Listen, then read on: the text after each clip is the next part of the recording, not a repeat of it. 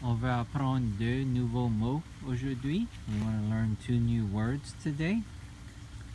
Le premier mot, the first word, c'est faucheuse. It's lawnmower. Le deuxième mot, the second word, c'est abîmé, damaged. And we'll use those two in a sentence. Cette faucheuse est meilleure abîmée.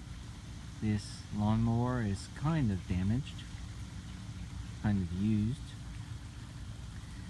Mais ça travaille toujours bien bon, mais it works still very well.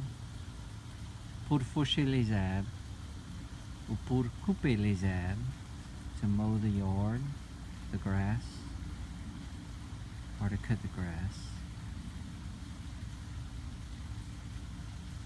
Ça, c'est notre deux nouvelles mots aujourd'hui. That's our two new words for today.